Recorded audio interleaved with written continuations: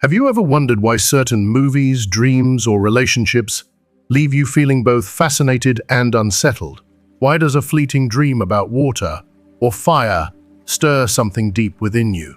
In today's video, we dive into Carl Jung's insights on sexuality and the unconscious to reveal the hidden archetypes shaping your desires, behaviors, and connections. We'll explore how the anima and animus influence your inner world and relationships, why recurring sexual dreams point to unresolved conflicts, and how integrating your shadow can unlock a source of creative and spiritual energy. You'll discover practical methods, from dream journaling to energy work, that help you harness sexual energy for personal growth, expression, and intimacy. We'll also examine how cultural narratives and the collective unconscious mold our attitudes towards sex, and learn how to challenge taboos that limit authentic expression. By the end of this journey, you'll not only understand the symbolic language of your dreams, but also gain tools to transform repressed energies into self-realization. Stay with us until the end for actionable strategies for integrating these archetypes, improving your relationships, and igniting your life. Let's explore the world of sexual archetypes and reclaim the vital energy sleeping within you. If you haven't subscribed to our channel yet, please click the subscribe button and ring the notification bell to stay updated on all our latest content. Exploring the anima and animus, a journey into the soul's deepest truths. Carl Jung's profound contributions to analytical psychology continue to stir the soul and awaken the inner world. And among his most powerful insights are the twin concepts of the anima and animus. These are not just psychological theories, they are sacred forces, timeless and transformative energies that dwell quietly in the unconscious of every human being. Regardless of our biological gender, each of us carries within us both the feminine and masculine essences. And these aren't surface-level traits or personality quirks. They are deep, archetypal truths, mysterious, powerful currents that influence how we think, feel, love, and evolve. The anima and animus are more than concepts. They are living forces that shape our relationships, our desires, and even our sense of identity. They are echoes from the collective unconscious, a realm Jung described as the spiritual inheritance of humanity, a well of symbols and truths we all share, whether we realize it or not. These inner figures appear in dreams, fantasies, emotional triggers, and even the faces of those we fall in love with or struggle to understand. Their presence is constant, even if invisible. And when we do not recognize or integrate them, they rule us from the shadows. To understand and integrate these archetypes is not merely an intellectual task, it is a sacred invitation to wholeness.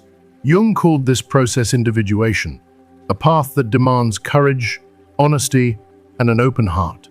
It is about becoming your truest self, not by rejecting your opposite energy, but by embracing it with humility and care. Let's begin with the anima, the feminine archetype dwelling in the unconscious of men. She is not just a symbol of women, but a spiritual mirror reflecting a man's soul, his sensitivity, his empathy, his imagination, his ability to feel deeply and intuitively. She is the inner artist, the gentle voice of compassion, the stirrings of love that go beyond lust. I believe every man who has ever been moved by music, touched by beauty, or overwhelmed by love has heard her whisper. And yet, when ignored or misunderstood, she becomes distorted. Instead of being owned and honored, her qualities are projected outward onto women, leading to idealization, confusion, disappointment, or even fear. Relationships suffer. Real women cannot fulfill the role of a man's unconscious muse or shadow. It is a dangerous weight to place on another human soul. Jung described 4 stages of anima development stages that, to me, reflect the growth of a man not just in age, but in depth. At first, the anima is tied to raw desire woman as object. Then comes emotional partnership woman as confidant and companion. In the 3rd stage, she evolves into a spiritual guide, awakening creativity, introspection, and higher understanding. And finally, In her most sacred form, she becomes integrated, a living, breathing part of the man's psyche. This is where real peace begins, where a man no longer seeks wholeness outside himself, but finds it within. The animus, conversely, resides in the unconscious of women. He is the embodiment of strength, logic, clarity, and direction, not as a domination, but as an anchor and an inner compass. The animus is the voice that tells a woman, "You can do this," even when the world tries to silence her. He's the fire in her belly, the protector of her ideas, the force behind her dreams. But when he is not integrated, when his energy is not made conscious, he can become cruel, rigid, overbearing. He can distort a woman's relationship with herself and others, turning her against her own emotions or causing her to seek validation from men who reflect her inner imbalance. In dreams and inner dialogue, the animus often appears as a masculine figure, sometimes as a warrior, sometimes as a teacher, other times as a critical voice. Jung outlined his stages of evolution too. At first, he shows up as raw aggression or brute strength. Then he matures into initiative and independence, urging a woman to take action and think for herself. In the third stage, he emerges as a spiritual companion, inspiring her to explore ideas, wisdom, and self-expression. And finally, when integrated, he becomes a guide toward wholeness, bringing with him balance, confidence, and emotional clarity.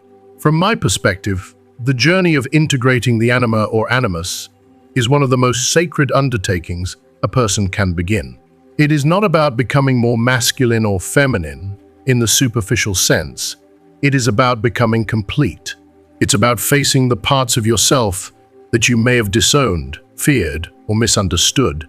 It's about recognizing that the lover, the critic, the artist, the warrior, they all live inside you. When these energies go unrecognized, they are projected outward, distorting our perception and creating chaos in our relationships. We expect others to complete us, to carry our unlived inner truths, to heal our wounds. But true healing begins within. The anima and animus, when embraced, offer us that inner reconciliation, that quiet power that comes not from domination, but from integration. Jung wasn't just giving us tools for psychological theory. He was showing us how to walk toward the soul. And in today's world, where so many people are fragmented, longing, angry, or confused in their relationships, I believe this knowledge is not only relevant, it's urgent.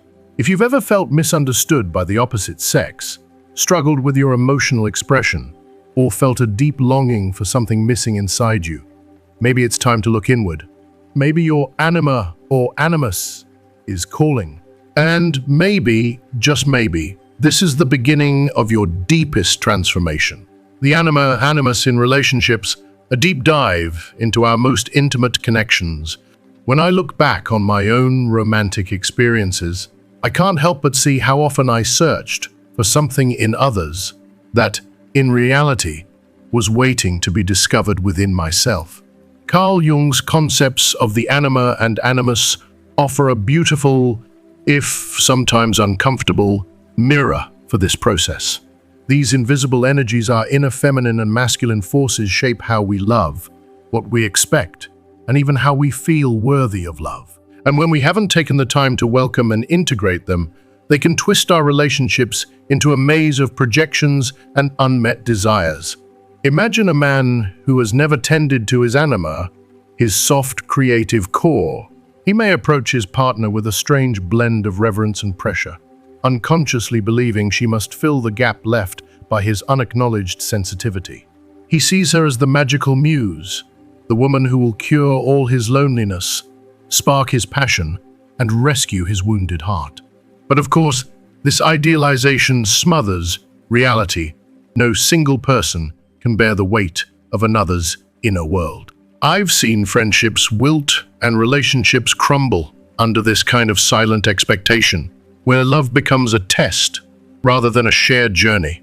Likewise, I've known women who, without fully engaging their animus, their inner pillar of logic, courage, and direction, cast their male partners as constant protectors or decision-makers. They lean on him for confidence in every choice, for every tough conversation, as if their inner strength were missing. This dynamic can breed both dependency and resentment. She feels powerless without him, and he feels trapped beneath her unspoken demands. I remember comforting a friend who confessed, "I love him, but I fear I'll never find my voice if I keep expecting him to speak for me." Jung taught that the path out of these patterns is individuation, the brave work of recognizing and integrating our anima, or animus. When we do this, something magical happens. Our relationships shift from "you complete me" to "we grow together." We stop seeking in our partners what we haven't yet gifted to ourselves. I firmly believe that integration is the cornerstone of authenticity. It's the moment when you realize your partner isn't your missing puzzle piece, but rather your co-traveler on the road to wholeness. But the anima and animus aren't just about our emotional needs. They influence our sexuality at its core. A man who has lovingly attended to his anima often brings tenderness, intuition, and emotional attunement into the bedroom. He is present and vulnerable qualities that deepen intimacy in ways that mindless passion never can. Similarly, a woman who has embraced her animus may find herself moving with unwavering confidence and clarity, able to voice her desires and boundaries without apology. Sex then becomes not just an act of physical union, but a celebration of mutual completion. If you are still watching this video and find these lessons helpful, please comment number 1 below to let me know that you are still watching this video with me. Our fantasies, dreams, and secret longings are also glimpses of these archetypal energies at work. I've journaled through dreams of mysterious figures who beckoned me toward adventures or whispered words of courage when I hesitated in waking life. Those figures were my anima, or animus, urging me to claim pieces of myself I was too afraid or too distracted to notice. Confronting these internal images, as Jung encouraged, means facing parts of ourselves we might otherwise deny or project onto others. Of course, integration is no easy feat. It demands honest reflection, a willingness to confront uncomfortable truths about our beliefs around gender, power, and desire.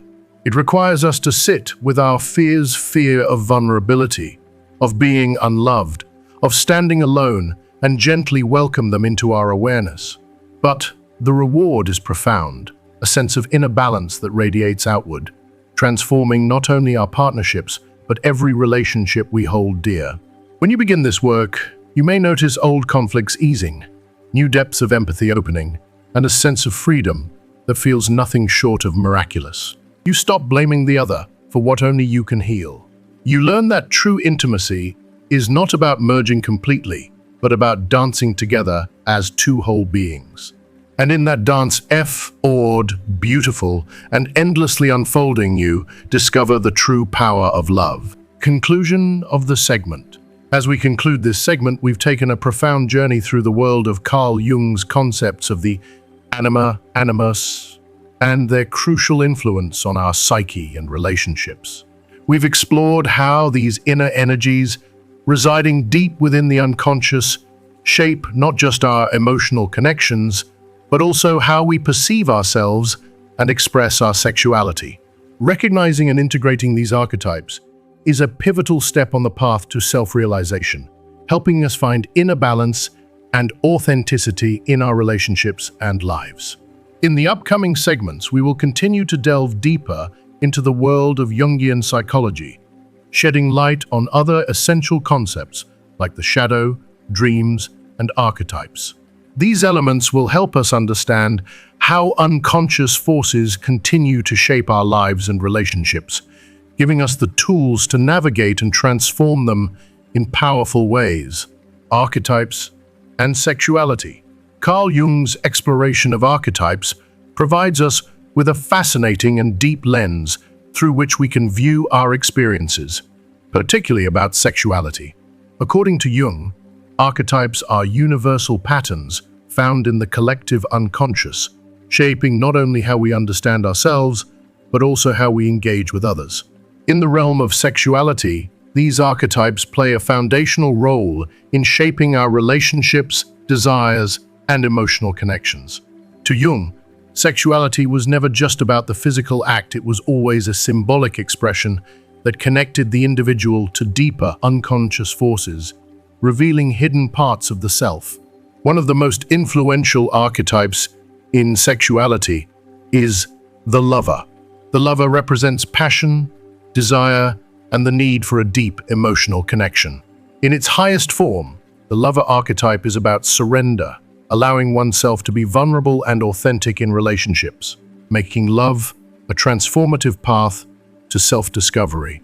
This archetype can manifest in the intensity of romantic passion, or even in the dedication to a creative project, as the lover seeks connection and expression through every part of life. However, when the lover archetype is unbalanced or neglected, it can lead to unhealthy patterns of obsession, dependency, or seeking external validation rather than fulfilling one's inner desires. Another archetype deeply connected to sexuality is the shadow. The shadow represents those parts of the psyche we often suppress, our repressed desires, fears, and, yes, taboos surrounding sex. Jung believed that avoiding or denying these darker parts of ourselves could lead to destructive consequences, like unhealthy sexual behaviors or constant inner conflict. Facing the sexual shadow is an act of bravery, but it is essential for growth. By confronting and integrating our sexual shadows, we can release pent-up tension and allow for more authentic and enriching sexual experiences, embracing every aspect of our desires without shame.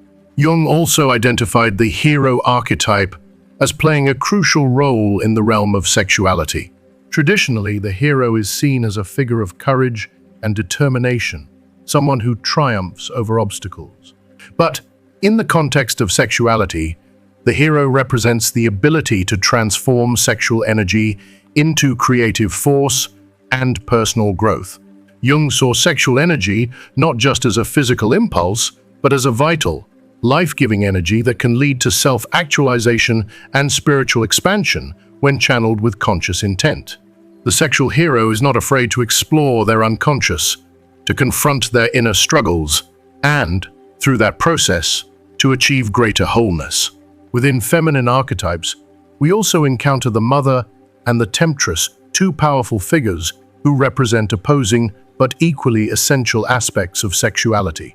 The mother symbolizes nurturing, care, and fertility, while the temptress embodies passion, seduction, and desire. These archetypes often exist in tension with one another, influencing how we experience sexual energy. Jung emphasized the need to integrate both aspects to achieve a balanced emotional and sexual life. Denying either side, whether the nurturing mother or the fiery temptress, can lead to a distorted view of sexuality, while embracing both leads to a richer, more complex sexual identity. Sexual archetypes frequently surface in our dreams as symbols that guide us toward understanding our unconscious sexual dynamics. For example, a river might symbolize the flow of sexual energy, while fire could represent passion. A staircase might indicate the ascent toward greater psychic integration. Jung believed that dreams were a direct gateway to the unconscious, and exploring the sexual archetypes that emerge in them was essential for understanding our deeper sexual motivations. By doing so, we can free ourselves from unconscious patterns and embrace a more authentic and liberated sexual expression. The process of individuation, the journey to becoming whole, is closely tied to the integration of these sexual archetypes. Jung saw individuation as the task of integrating all aspects of the psyche, including the sexual dimensions. When we consciously bring our internal energies into balance, we unlock the potential for profound, personal, and spiritual growth, which in turn improves our relationships and our ability to connect authentically with others. Conclusion of the segment. In this segment, we've explored how various archetypes ranging from the lover to the shadow inform our sexual lives and relationships. These powerful inner figures, when acknowledged and integrated, offer us a pathway to deeper self-awareness and more authentic sexual connections. By exploring and embracing these archetypes, we can transform sexual energy into a source of personal growth, creating richer, more fulfilling relationships. In the next segment, we will continue examining the shadow and how sexual repression can affect our lives, revealing how the hidden parts of ourselves influence not just our sexuality, but also our daily interactions and emotional health. Stay tuned as we continue this fascinating journey into the unconscious, the shadow and sexual repression, uncovering our hidden desires.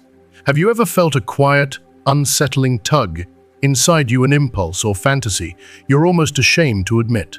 That's your sexual shadow stirring, beckoning you to look deeper. In Carl Jung's analytical psychology, the shadow is the hidden side of our personality, the instincts, desires, and fears we tuck away because they conflict with the image we present to the world. And when it comes to sexuality, this shadow holds some of our most potent and most repressed energies. I've seen firsthand how shame around sex can warp a person's life. A friend of mine grew up in a home where even mentioning intimacy felt like taboo. As a result, she built a wall around her natural desires, convinced they were wrong. Over time, that repression found its way into her behavior. She either avoided closeness altogether or suddenly plunged into wild, unfulfilling flings, anything to scratch the itch of denied passion. Jung warned that what we bury doesn't vanish, it simply erupts elsewhere, often in ways that harm us or those we love. The weight of unspoken longings. Our sexual shadow encompasses every taboo or impulse we've learned to condemn, secret fantasies that flare with guilt, curiosities we've never voiced, or urges we've shoved beneath polite conversation. Under societal, religious, or familial pressure, many of us swallow those energies, hoping they'll disappear. But internally, they accumulate steam like a blocked pipe, ready to explode in anxiety, compulsions, or even physical symptoms. I've watched people develop panic attacks around intimacy, or suffer inexplicable aches and pains, all rooted in the body's rebellion against long-term repression. Projection, blaming others for our unseen self. One of the most painful consequences of an unintegrated sexual shadow is projection. We fling our hidden desires or fears onto our partners, blaming them for being too cold, too demanding, or too adventurous. In reality, these labels often mirror our repressed qualities. I recall a couple I know. She accused him of emotional detachment in their love life, when in truth she had never owned her longing for a deeper connection. Until both acknowledged their projections, they remained locked in a cycle of blame and disappointment. If you are still watching this video and find these lessons helpful, please comment number 2 below to let me know that you are still watching this video with me. Breaking free through integration. Jung insisted that true freedom comes not from denying the shadow, but from recognizing and embracing it. This journey demands brutal honesty and courage. It means asking yourself, what parts of my sexuality have I judged as unacceptable? For me, it meant admitting fears around vulnerability, fears I'd buried under a facade of control. As I journaled my dreams, I noticed recurring symbols, dark caves, tangled gardens, mysterious lovers that begged for my attention. By reflecting on these images, I began to see my shame and gently bring it into the light. Cultural shadows and collective healing. Our shadows are shaped by the cultures we inhabit. In some societies, women's sexuality is shamed. In others, men's sexual aggression is glorified. These collective attitudes seep into our psyches, carving deep grooves in our shadow selves.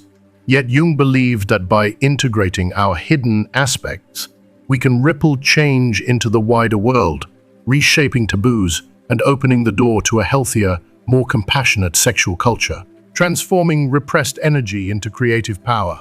Perhaps, most astonishingly, the shadow can become a wellspring of creativity.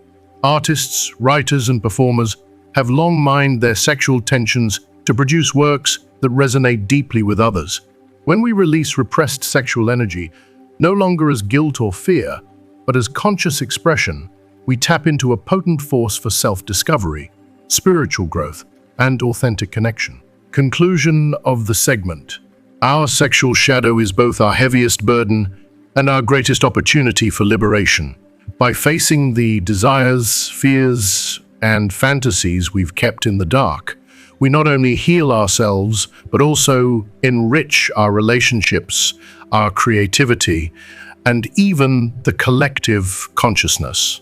In the next segment, we'll explore how sexual repression manifests in daily life and how embracing the shadow can lead to remarkable freedom and fulfillment. Sex as a sacred creative energy, the hidden power within.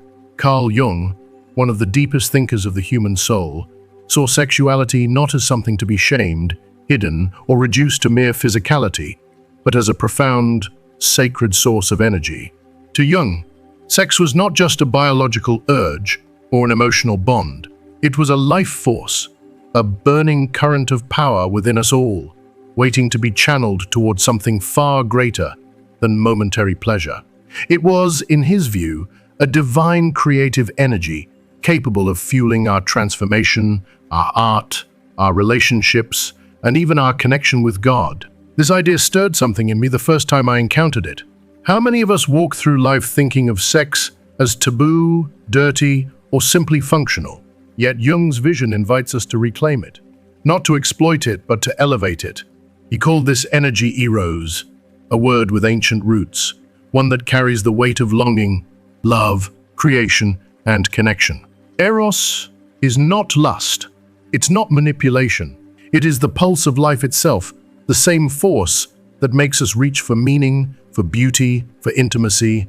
And in Jungian psychology, it's the thread that links our inner world to the outer one. Unlike Freud, who focused on sexual desire as a primitive impulse seeking release, Jung saw sexual energy as expansive and evolutionary. He believed it could be sublimated, transformed into art, invention, empathy, and even spiritual transcendence. And I believe he was right.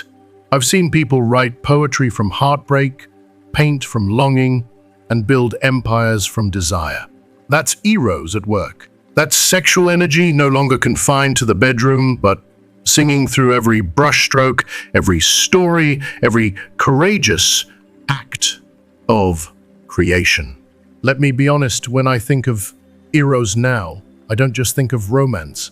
I think of fire, of longing that won't let you sleep at night, of a spark that, if you don't repress it, will light up every corner of your being and push you to grow. Jung believed that when we suppress this energy, we become numb, anxious, restless, and even depressed. But when we honor it, not by indulging recklessly, but by transforming it, we begin to live with intensity, presence, and purpose. He saw eros as the link between sexuality, creativity, and spiritual awakening. And this wasn't just theory, it's woven into the tapestry of human history. From the erotic poetry of Rumi to the dreamlike paintings of Klimt, from the seductive elegance of D.H. Lawrence's words to the surreal intensity of Dali, creative giants have always known, sex is not separate from spirit, it is a doorway to it. For Jung, eros was not simply about pleasure, it was about becoming whole. In the process he called individuation, Jung taught that we must bring together every hidden part of our psyche, the anima and animus, our masculine and feminine energy, our shadow, our divine. And guess what? Sexual energy is the bridge. It helps us face our unconscious, our deepest desires and fears. It awakens us to parts of ourselves we didn't know existed. And I've felt it. I've felt the kind of desire that didn't ask for satisfaction, it asked for truth, for depth, for transformation. That kind of eros doesn't destroy you. It rebuilds you. There's something incredibly tender and human in how Jung connected sex to spirituality. He saw what many mystics and ancient traditions already knew. Sex is sacred. In paths like Tantra, it is the very act of divine union, where two souls merge not just in body but in spirit. Jung resonated with that. He believed that when we approach sex with reverence, rather than shame, we open ourselves to transcendence. We don't become less human, we become more. Through practices like deep presence, meditation, and mindful intimacy, sexual energy becomes a form of worship, a way to touch the eternal. This is what Jung wanted us to understand. We don't need to run from sexual energy, we need to rise with it. And yet, in today's society, how much of that potential is wasted? We're taught to fear our sexual energy, to bury it, to cheapen it, to commodify it, but not to respect it. That repression robs us not just of joy, but of power, of the creative and spiritual power that lives in our bones. Jung observed this too. He saw that the guilt and shame wrapped around sex in Western culture twisted what could be sacred into something hidden and harmful.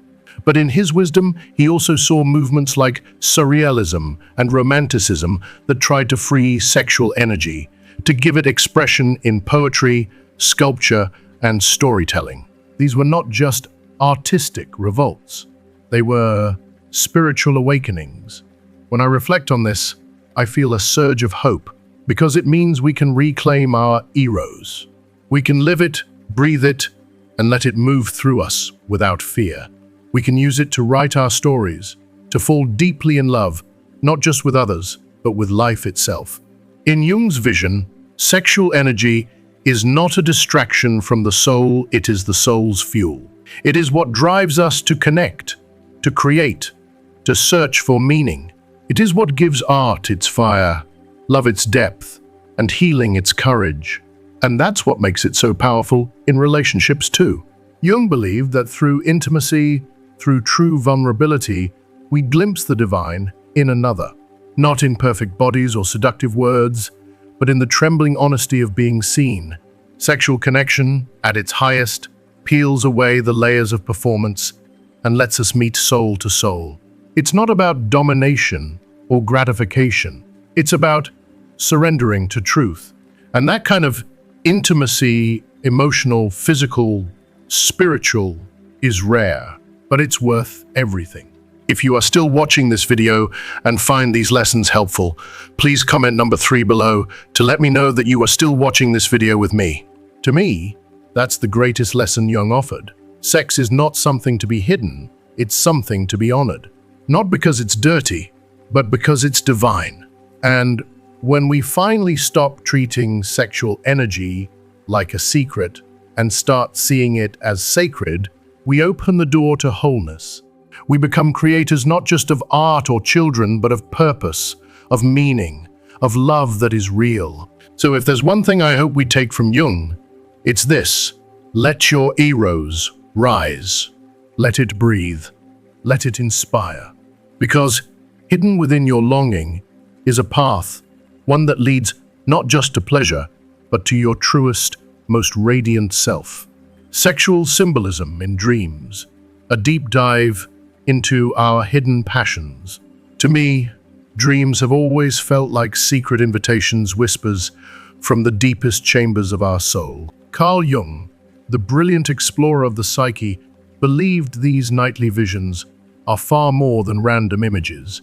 They are sacred portals to our unconscious, where repressed hopes, hidden fears, and buried desires take strikingly vivid form. Among the most potent of these dream symbols is sexuality, not as mere physical yearning, but as a profound language of the soul speaking through metaphor, archetype, and emotion.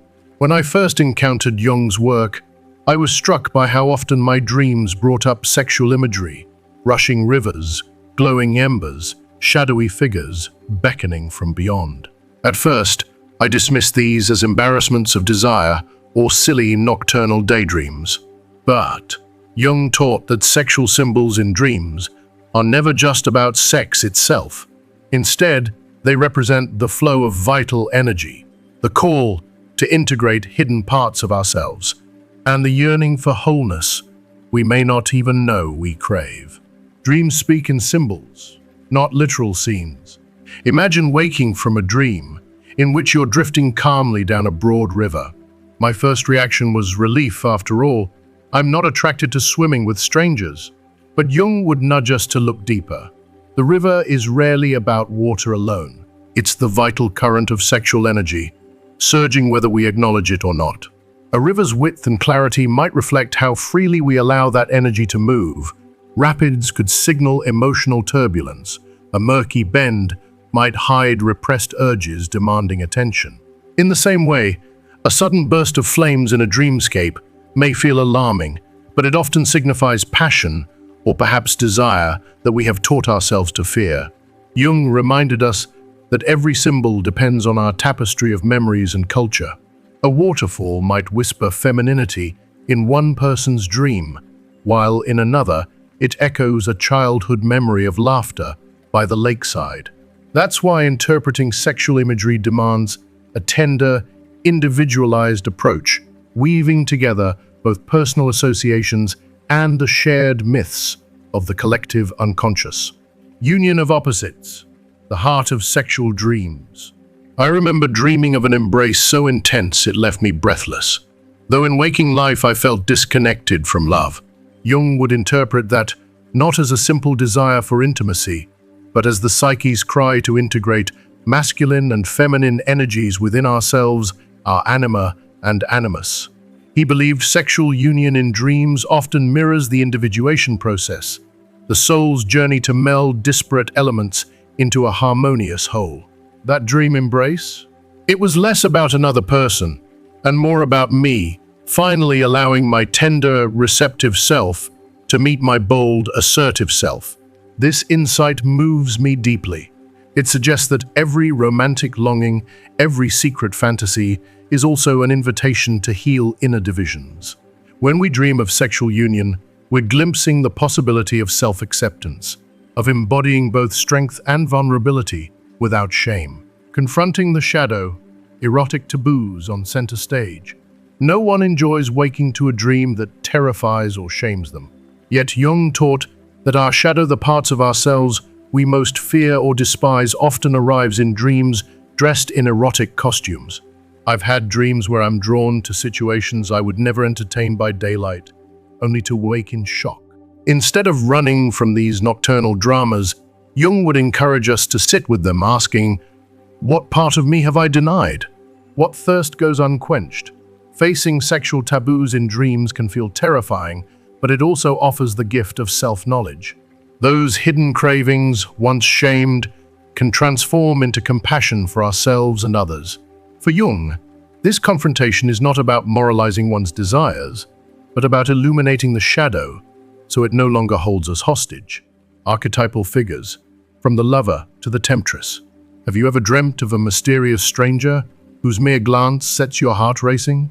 Or perhaps you've seen an ancient deity, like Aphrodite or Eros, drifting through an otherworldly landscape. Jung called these sexual archetypes universal figures that embody core patterns of desire and relationship. The lover archetype might awaken our longing for deep emotional connection. The temptress may challenge us to reclaim our creative fire.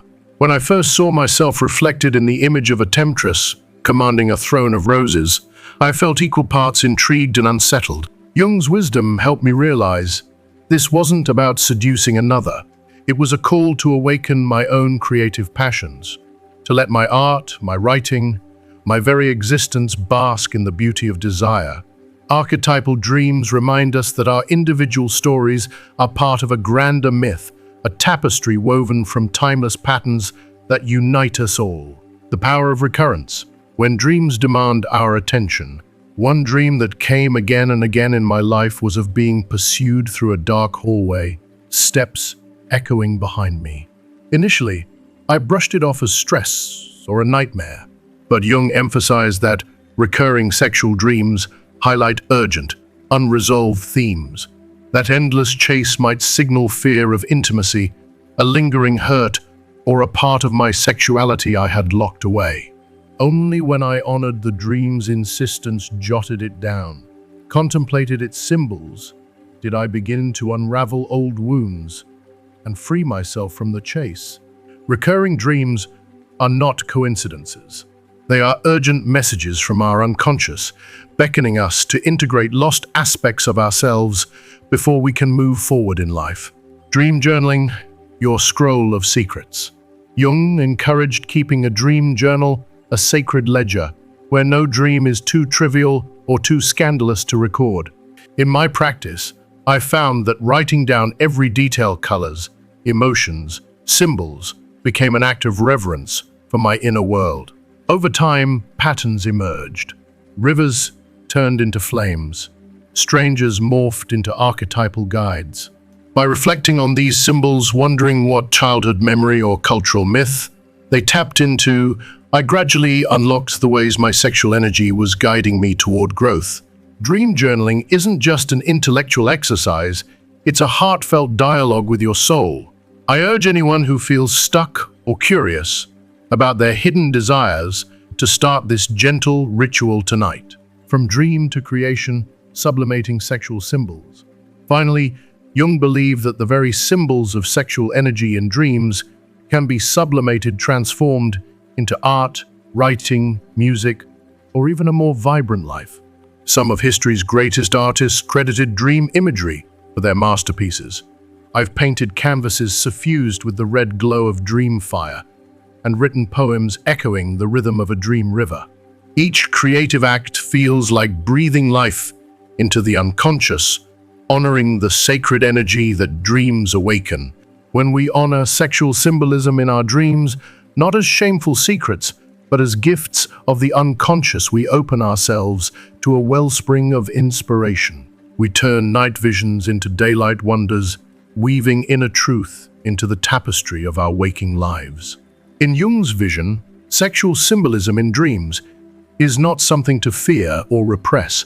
It is a bridge between body and spirit, between shadow and light, between our personal story and the grand myth of humanity. By listening, recording, and creatively honoring these symbols, we transform hidden passions into conscious purpose and nocturnal whispers into a symphony of growth. Relationships and the projection of our hidden desires, a heartfelt exploration. I'll be honest, when I first learned about Carl Jung's idea of projection, I felt a jolt of recognition. How many times have you looked at someone you love, your partner, your friend, even a fleeting crush, and felt that magnetic pull, as if they embodied everything you've ever longed for? That, Jung teaches us, is projection at work. We're casting our unconscious hopes, fears, and fantasies onto another human being. In the realm of sexuality, this phenomenon becomes especially charged and, frankly, messy. But it's also brimming with potential for deeper understanding and genuine connection, if only we're brave enough to look within, the invisible lens of projection. Projection is like wearing tinted glasses. Everything you see is colored by what you carry inside. Jung believed that we often project aspects of our sexual unconscious onto our partners, those unrecognized energies swirling beneath our awareness. I've felt it myself, adoring someone for their strength, when that was my yearning for courage, or blaming a partner for being cold, when underneath I feared my vulnerability.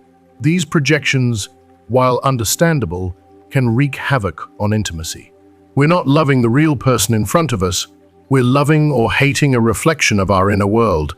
If you are still watching this video and find these lessons helpful, please comment number 4 below to let me know that you are still watching this video with me.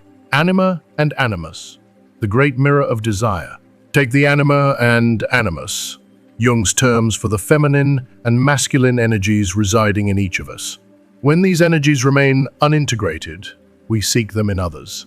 A man who hasn't honored his anima, his deep well of tenderness and intuition, may fall hopelessly for a woman who seems to possess all those ideal qualities. But what happens when she falters? When real life reveals her flaws? The fantasy shatters. I've watched friends treat their partners like flawless goddesses or gods of strength, only to feel betrayed when the human behind the myth stumbled. It's heartbreaking. Conversely, a woman who hasn't embraced her animus, her own inner authority, logic, and assertiveness, might expect her man to carry that mantle perfectly. And when he falls short, she experiences disappointment, frustration, even anger that feels strangely familiar because it mirrors her unclaimed power. Recognizing these projections isn't about assigning blame, it's about understanding that our unmet needs are pointing us inward, whispering, "Here lies the work you must do." The dark side, shadow projections and conflict. Not all projections wear a benevolent mask. Sometimes, our sexual shadow, that collection of repressed fears, taboo desires, and shame, splatters itself onto our partners in the form of harsh criticism or bitter accusations. I recall a friend who constantly accused her partner of emotional distance, leaving him bewildered. It took courageous soul-searching for her to admit she was terrified of intimacy, so she projected that terror onto him. Suddenly, her anger lost its grip, and genuine dialogue could begin. Projection can be painful, but it's also a potent gift and unspoken invitation to discover the parts of ourselves we've been avoiding. When projections uplift us, it's not all doom and gloom. Projection can also spark admiration and inspiration. Have you ever looked at someone and felt a rush of awe for their creativity, their compassion, or their fearlessness? If you've projected those qualities, you're seeing the potential that lives inside you. In my own life, I've been amazed at how noticing my positive projections has encouraged me to stretch, to become more courageous, more tender, more alive. The trick, Jung tells us, is to recognize the projection for what it is, to own that spark within ourselves rather than relying solely on another to provide it. From projection to integration, the path to authentic love. Jung insisted that projection is inevitable, but it need not be perpetual. The first step is recognition. I challenge you to pause and reflect. What do you expect from your partner that feels magicked up, too perfect, or unreasonably harsh? Those are clues to your inner landscape. Journaling, meditation, or simply honest conversation can reveal these patterns. Dream analysis, too, can illuminate the ways your unconscious casts shadows and lights onto those you love. Once you've shone a compassionate spotlight on your projections, the real work begins: integration. This means embracing the anima, animus, and shadow aspects you've externalized. If you've projected sensitivity onto your partner, ask yourself, where in my life could I invite more tenderness? If you've blamed someone for being aloof, consider how you might be avoiding intimacy. Bit by bit, as you reclaim these parts of yourself, your relationships shift. You no longer lean on another to fulfill your unmet needs. You meet them yourself, cultivating a conscious partnership. Imagine a relationship where both individuals practice this sacred alchemy, witnessing their projections and reflecting them gently back to each other. Jung called this a conscious relationship, one where partners become mirrors, yes, but mirrors that encourage growth rather than perpetuate illusions. I've seen couples transform their bond by simply learning to say, "I realize I projected my fear of abandonment onto you. Will you help me explore that?" It's vulnerable, it's raw, and it's more intimate than any fantasy could ever be. In such a partnership, conflicts become doorways to self-understanding. Rather than finger-pointing, you ask, what part of me is calling out through this frustration? This attitude doesn't come overnight. It takes patience, humility, and the willingness to feel uncomfortable feelings. But the reward is nothing less than authentic love, a connection grounded in reality and enriched by each person's ongoing journey toward wholeness.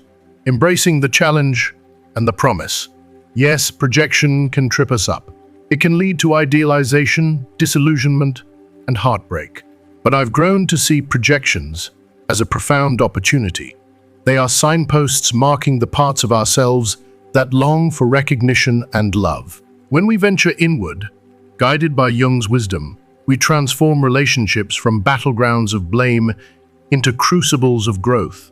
So, the next time you sense that inner tug, admiration so intense it feels unreal, or anger so fierce it burns pores, ask yourself, am I seeing them or am I seeing me?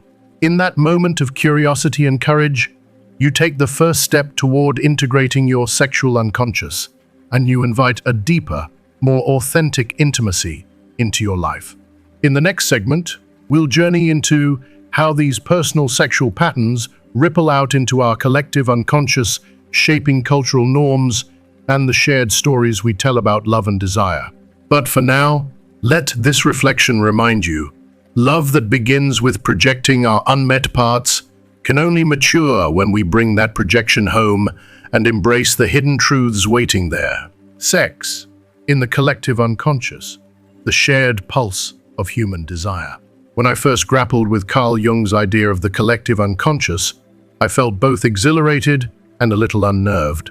Could it be that beneath our individual stories lies a vast, hidden reservoir of instincts, symbols, and dreams that we all share? Jung said yes.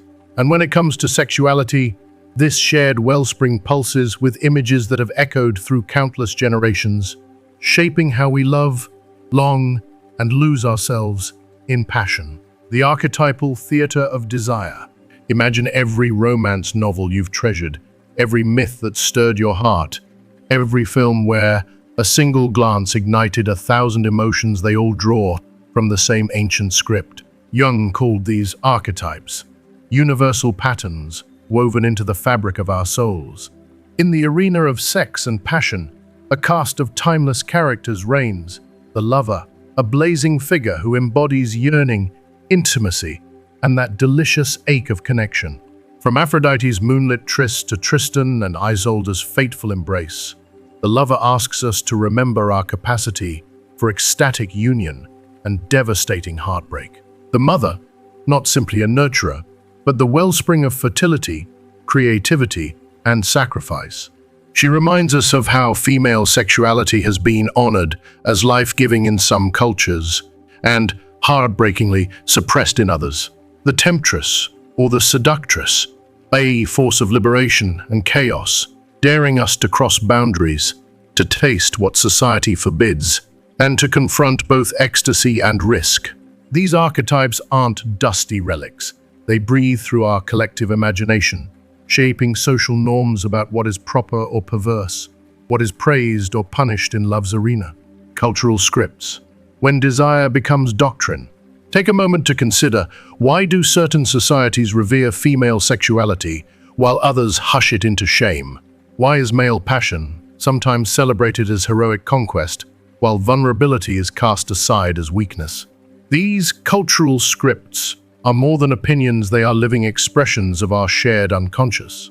In some eras, the mother archetype aligns female worth with motherhood, tethering a woman's sexuality to sacrifice. In other times, the temptress archetype emerges, warning that unbridled desire leads to ruin. Both scripts ripple through laws, etiquette, religious teachings, and even the movies we watch. When I look back at my upbringing, I see how easily I internalize these subtle messages, how quickly I judge myself for feeling desire outside narrow, acceptable channels.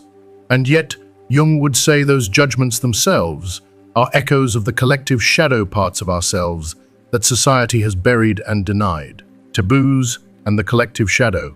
Taboos are the loudest signpost of the collective shadow. Themes we've decided are too frightening, too unsettling, or too dangerous to bring into the light. Think of how homosexuality was once criminalized, or how non-traditional gender expressions were banished to the margins.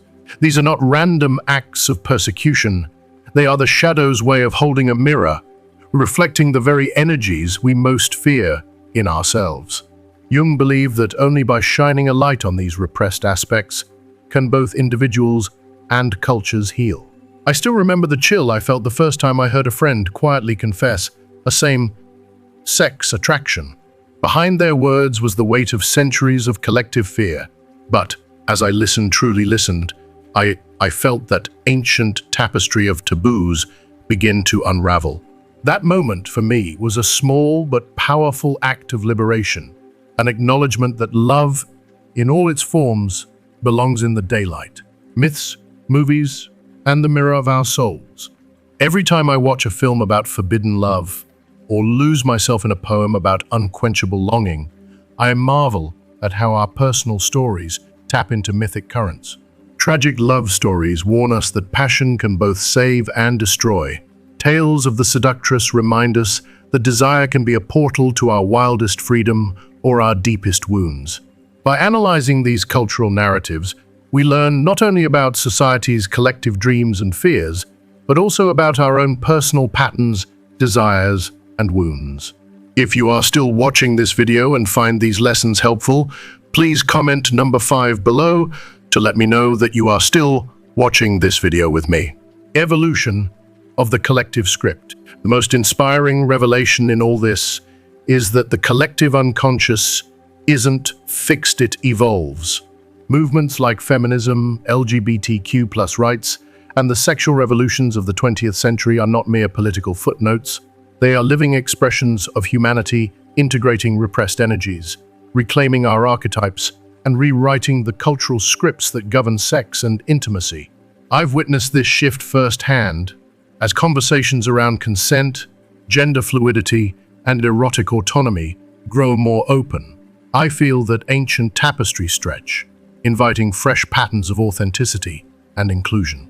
Each time a cultural norm shifts from outlawing same-sex love to celebrating diverse identities, we participate in the collective healing of our unconscious, embracing our shared sexual legacy. To sit with Jung's vision is to recognize that our sexual lives are not solitary voyages.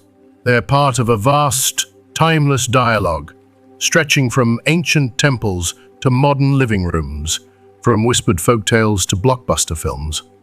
By exploring the collective unconscious, we unearth the archetypes that enliven our fantasies and shape our taboos. We confront the shadow that festers in the silences of our culture. We reclaim the narratives that empower us to experience desire wholly and without shame. When we embrace this shared legacy, we don't lose our individuality. We discover how our longings connect us to every person who's ever dared to love, to dream, to yearn.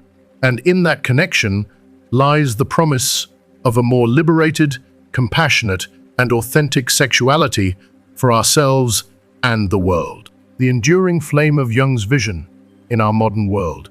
Whenever I pause to reflect on Carl Jung's legacy, I feel a surge of wonder and gratitude.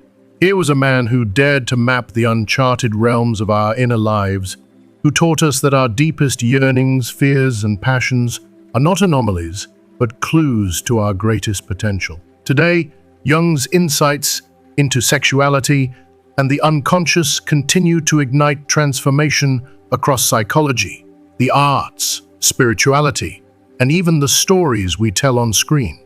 His work isn't relic dusted off by scholars. It's a living, breathing guide for every one of us striving to know ourselves more deeply, breathing new life into therapy. In my journey, encountering Jungian therapy felt like discovering a hidden key to my psyche. Modern therapists who weave in anima, animus, and shadow work aren't just treating symptoms. They're helping people reclaim parts of themselves that have been cast aside. Imagine sitting across from someone who gently invites you to name the traits you see in your partner, only to reveal that those very qualities live, waiting to be integrated within you. This symbolic approach to sexuality shifts therapy from fixing problems to awakening wholeness, guiding us toward emotional balance and a richer sense of self-realization. Art and pop culture, Jung's echo in creative visions. Walk through any contemporary art gallery or scroll through today's streaming platforms, and you'll find Jungian archetypes pulsing beneath the surface. I've seen filmmakers like David Lynch paint dreamscapes so rich in symbolism that they feel like personal invitations to explore our hidden landscapes. Hermann Hesse's novels, too, pulse with the tension of the conscious and unconscious mind dancing together. Even in blockbuster series, characters wrestle with their inner shadow selves in ways that echo Jung's timeless vision. Witnessing these stories unfold, I'm often moved to tears, realizing how intimately Jung's patterns continue to shape our collective imagination. A sacred thread between sex and spirit. For many, the notion of sex as sacred energy might seem radical, yet it's precisely what's flourishing in spiritual circles today. Tantra workshops brim with seekers eager to experience eros as a path to transcendence, and meditation practices now blend breathwork with the conscious movement of sexual energy. I've participated in retreats where, through careful guidance, Participants learn to transform desire into a fuel for self-knowledge and connection. There's a tender power in discovering that our bodies can be gateways to the divine, not distractions from it, a truth Jung himself championed decades ago. Embracing diversity through Jungian lenses. Perhaps most inspiring is how Jung's ideas have been reimagined to champion inclusivity and sexual diversity. In spaces where once only a narrow norm was allowed, therapists and activists now use Jungian shadow work to dismantle rigid gender roles and celebrate the full spectrum of human identity. I've met trans and non-binary individuals who say that exploring anima and animus helped them honor parts of themselves that society had labeled wrong. This adaptation of Jung's thought isn't a betrayal of his legacy, it's its powerful evolution, proving that true archetypal wisdom belongs to everyone, spreading the spark, education, and popular psychology. It warms my heart to see Jung's teachings reach far beyond the academy walls.